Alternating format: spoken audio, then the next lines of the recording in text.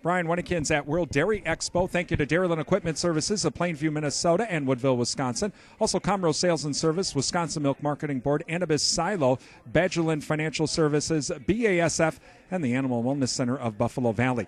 I'm with Tom Torkelson. He's the master cheesemaker with the Nasonville Dairy over in the Marshfield area, and we're going to talk a little bit about cheese making today. And Tom, thanks for joining us. How long have you been a master cheesemaker? I got my master's in Brick and Munster in 2008, and I got my general cheesemaker's license in 1980, so I've been a licensed cheesemaker since then.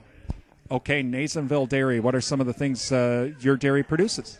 Well, Nasonville Dairy is just west of Marshfield, and we have about 170 producers within a 50-mile radius sending milk to our plant, and we also have our own farm, which we milk about 450 cows, and we produce a lot of different varieties of cheese. We're the third largest feta producer in the country, and we make about 50-some varieties of cheese.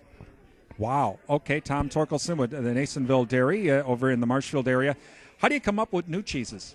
Well, actually, that's one of my specialties, and the plant is we're a large plant, but we're very flexible. And if we get somebody of different an ethnic cheese that they want us to mimic, a lot of times they'll bring us a sample of a Hispanic cheese or something like that, and we'll work on it till we perfect it, and then decide whether we want to jump into that market or not.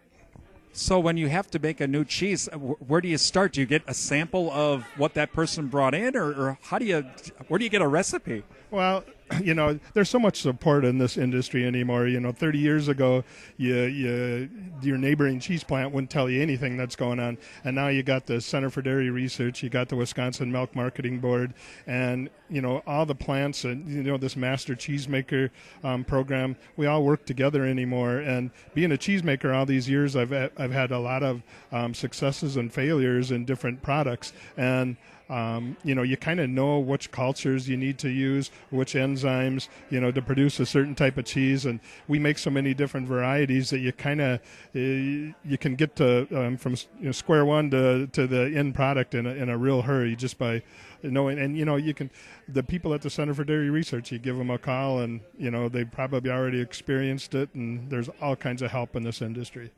We're with Tom Torkelson. He is with the Nasonville Dairy. He's a master cheesemaker.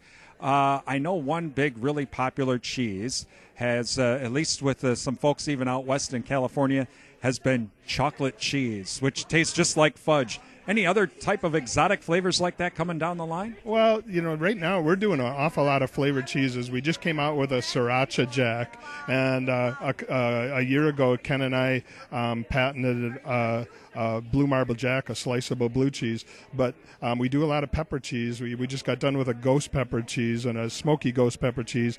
And I just had somebody come to me a month ago and wanted a scorpion pepper cheese. And scorpions are like the second hottest pepper in the world.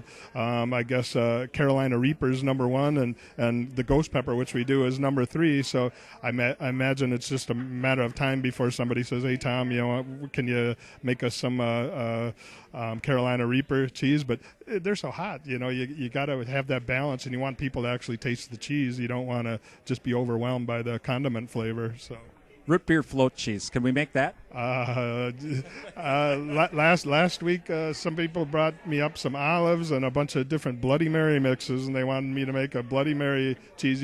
Some of those are, they're fun, they're exciting, and they'll find their way through the industry, and other ones are just kind of having fun. What's the biggest challenge of being a master cheesemaker? Oh, there is no challenge. I mean, it's just I'm so glad that I got into the program, and it's very good. It's very good for our marketing and our advertising, and it's a great group of guys and gals that are master cheesemakers. And what are the challenges? I mean, you just got to uphold the integrity of Wisconsin dairy products. Well, again, it's a fascinating industry. Again, Tom, we appreciate you joining us today. Okay. Well, thank you very much.